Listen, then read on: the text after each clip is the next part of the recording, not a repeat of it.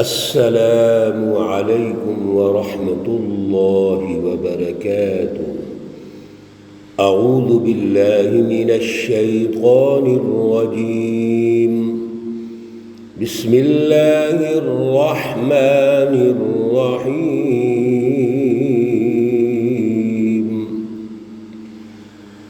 وقدمنا إلى ما عملوا من عمل فجعلناه هباء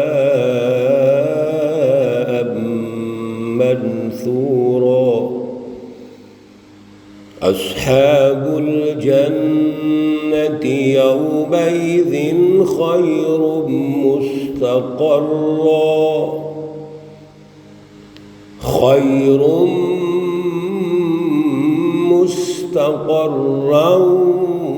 وأحسن مقيلا۔ صدق الله العلي العظيم۔ أمسينا وأمسى الملك اللهم لله۔ صل على سيدنا ومولانا محمد النبي الأمي وعلى آله وأصحابه وبارك وسلم وصل عليه۔ معزز سامعین و سامعات، سورۃ الفرقان پارہ نمبر 19، آیات مقدسہ نمبر 23، 24 اور 25۔ آج انشاءاللہ العزیز ان پر بات چیت ہوگی۔ اللہ رب العزت ان آیات کا فہم اور شعور عطا فرمائے اور عمل کی توفیق اور صلاحیت عطا فرمائے۔ گزشتہ درس میں جب یہ رکوع شروع ہوا تھا اور پارے کا آغاز ہوا تھا تو اس میں دو باتیں اللہ رب العزت نے ہمیں سمجھائی تھی۔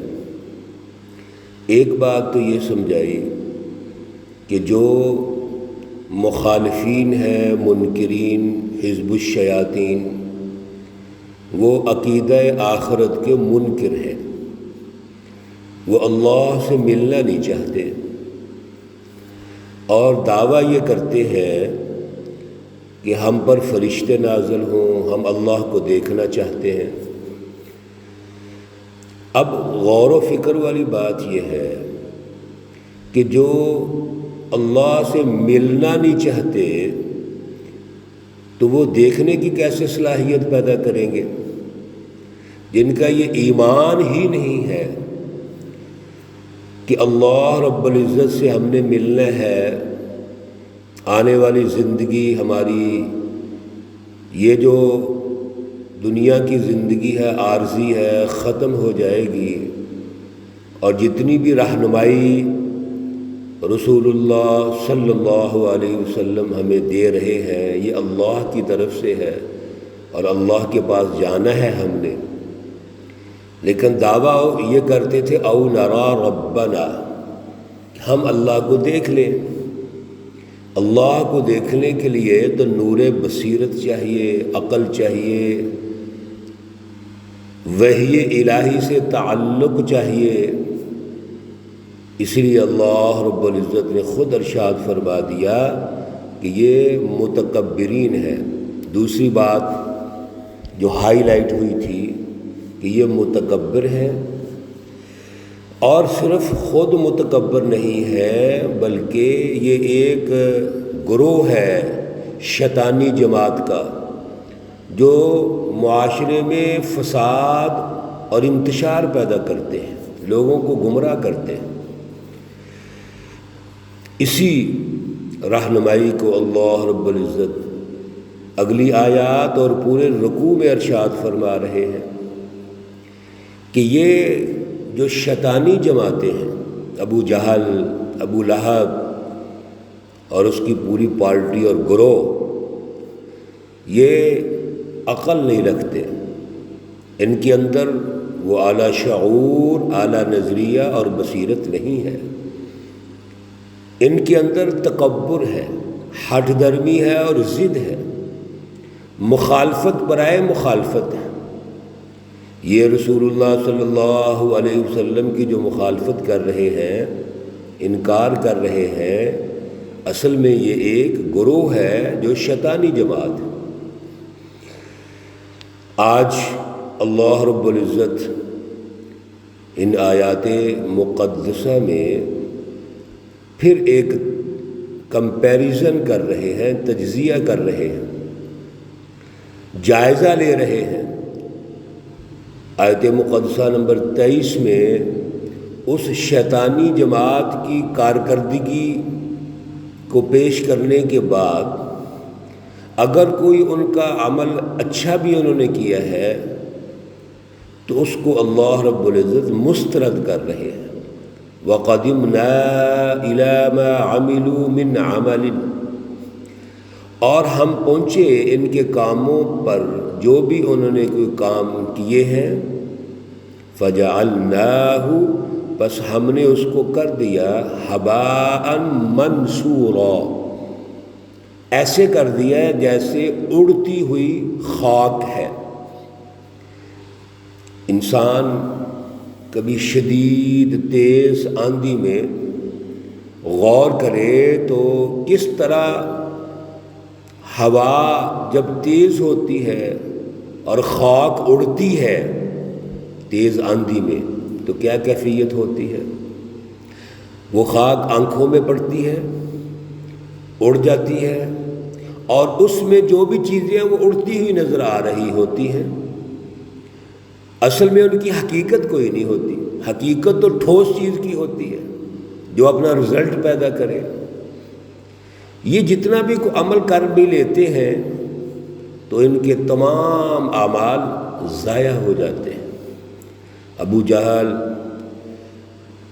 وہ رئیس مکہ ہے، سردار ہے، اور بیت اللہ شریف کا متولی بھی ہے۔ بیت اللہ شریف کی صفائی بھی کرتا ہے، خیال رکھتا ہے، حجاج کرام کو بھی پانی پلاتے ہیں، آب زمزم، ان کی خدمت کرتے ہیں۔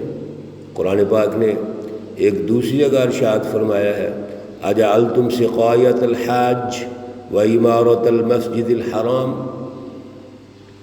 اللہ کے گھر کی تعمیر بھی کرتے ہیں، حجاج کرام کی خدمت بھی کرتے ہیں، لیکن ان کے اعمال ضائع ہو جاتے ہیں۔ وجہ کیا ہے؟ اعمال کے پیچھے نظریہ کوئی نہیں ہے، اعلیٰ سوچ نہیں ہے۔ اعمال جو کر رہے ہیں اس کے پیچھے لالچ، مفاد پرستی اور سرداری مزاج ہے، شیطانی مزاج ہے، حکمرانی کا مزاج ہے۔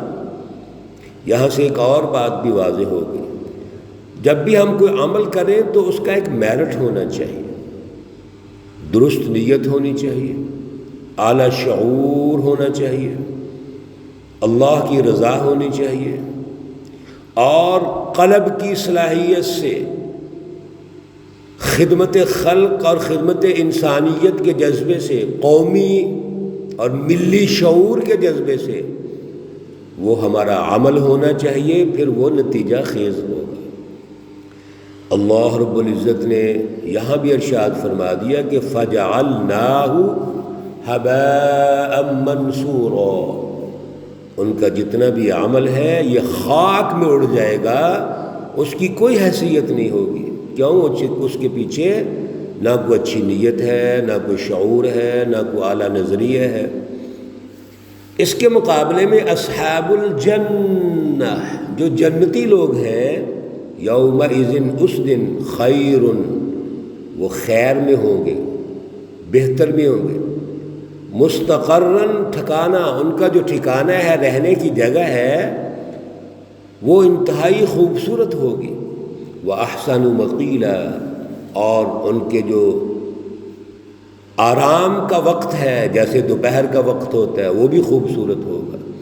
ایک وہ ٹھکانہ ہے جو مستقل ہے، وہ ہے مستقر، خوبصورت، اور ایک وہ جگہ ہے جہاں پر انسان جیسے دوپہر کو سارا دن کام کیا اور دوپہر کو 1 گھنٹہ 1.5 2 گھنٹے آرام کے لیے ہم لیٹتے ہیں، اس کو قیلولہ کہتے ہیں، مقیلہ سے قیلولہ ہے۔ اس وقت انسان جب آرام کرتا ہے تھکاوٹ کے بعد اور اپنی جسم کو آرام دیتا ہے تو بڑا سکون ملتا ہے۔ اللہ رب العزت نے فرمایا کہ عارضی آرام بھی ان کا احسن و مقیلہ، وہ بھی بڑا خوبصورت ہوگا۔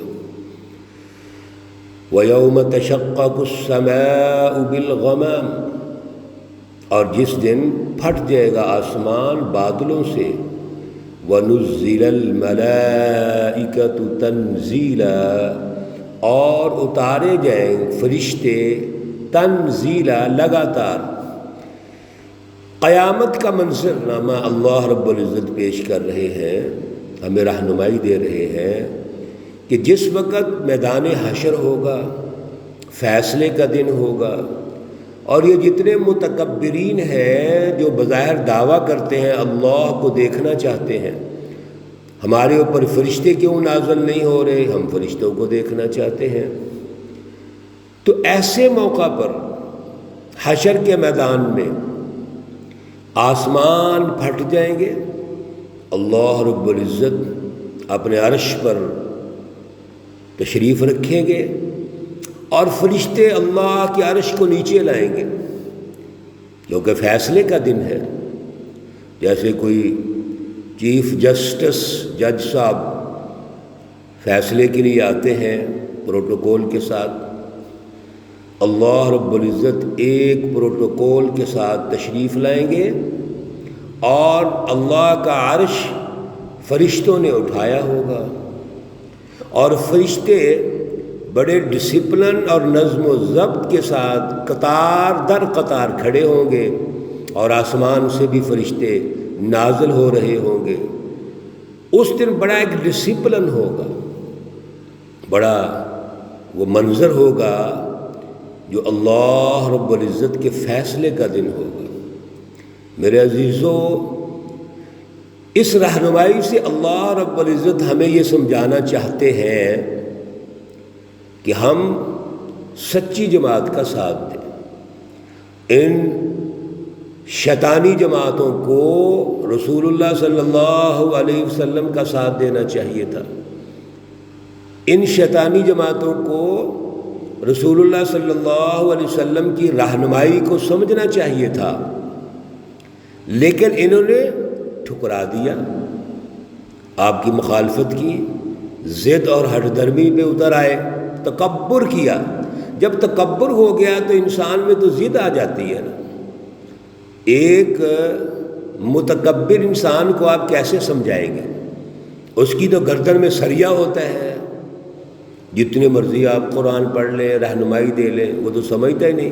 آج کے دور بھی متکبرین کی یہی صورتحال ہے۔ اور ہمارے جو سیاسی حکمران ہیں، جن کو سیاسی حکمران تو کہنا ہی نہیں چاہیے، اصل میں یہ حکمران تو مفاداتی حکمران ہیں، خود غرض اور لالچ ان کا اصل میں مطمع نظر ہوتا ہے، متکبرین ہوتے ہیں، درست اور سچی بات کو نہیں سمجھیں گے۔